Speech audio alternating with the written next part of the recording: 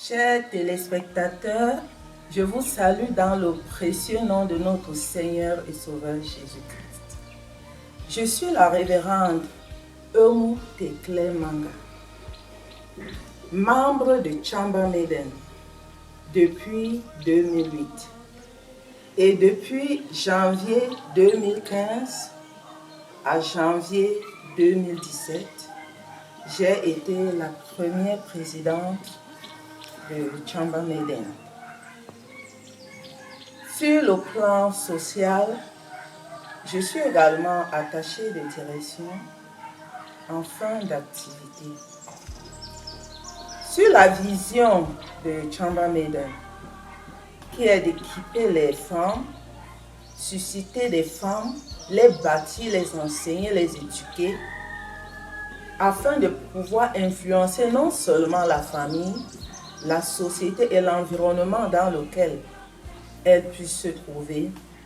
J'ai tenu mon mandat pendant 2 ans en tenant des réunions. Comme tout début n'est pas facile, parce que pour tout bâtiment, il faut commencer par la fondation. Nous avions un calendrier mensuel où nous nous retrouvions tous les mois. Et puisque Chamba Maiden est une famille globale, nous avons utilisé cette stratégie selon laquelle nous nous rassemblons dans une maison et cela nous permettait également de connaître les membres, où les membres vivent, pour pouvoir les assister à tout moment. Donc, selon les désirs des membres, nous nous déplaçons chaque mois chez un membre ou l'autre pour tenir nos réunions mensuelles.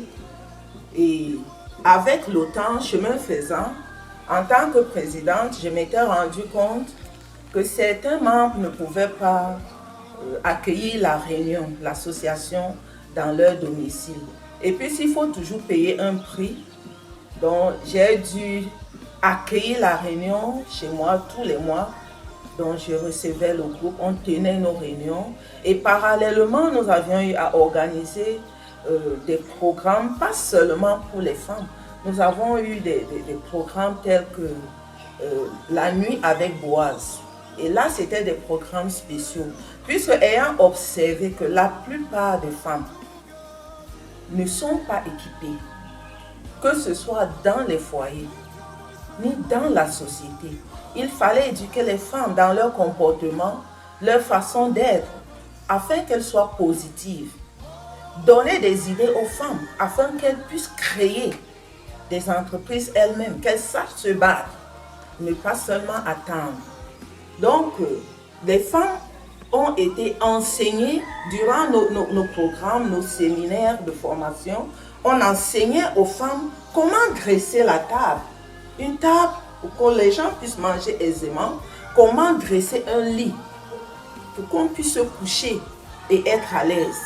On enseignait des choses comme ça aux femmes. Et puis sur le cas de caractère, savoir comment se comporter, que ce soit dans les milieux professionnels, pour les jeunes qui sont encore à l'école et dans les familles. Donc durant ce mandat, nous avons tenu par exemple les programmes comme la nuit avec Boaz, où on rassemblait pas seulement les femmes, mais les femmes et les hommes. Et je dois dire une chose ici, c'est que au début de Chamba Maiden, la plupart, je peux même dire la majorité des membres étaient des célibataires. Et chemin faisant, plusieurs d'entre nous se sont mariés, que ce soit les plus jeunes ou les plus âgés. Donc le Seigneur s'est tellement manifesté et il continue de se manifester dans les vies des femmes. Et parallèlement, les hommes, les jeunes garçons ont aussi été équipés. Parce que Chamba Maiden n'est pas seulement dirigé par les femmes. Il y a également des hommes, quand il est nécessaire d'équiper les hommes, les serviteurs de Dieu hommes œuvrent en même temps que nous. Puisque quand on parle de famille globale, la famille n'est pas seulement constituée de femmes. La famille globale, c'est l'homme, la femme et les enfants. Donc c'est dans ce sens que Chamba Maiden a évolué.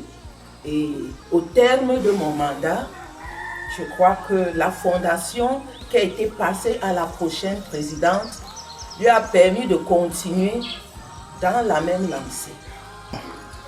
Le conseil que je peux donner à la présidente du Chamba Meden actuelle, c'est d'être patiente, persévérante, car la tâche n'est pas facile.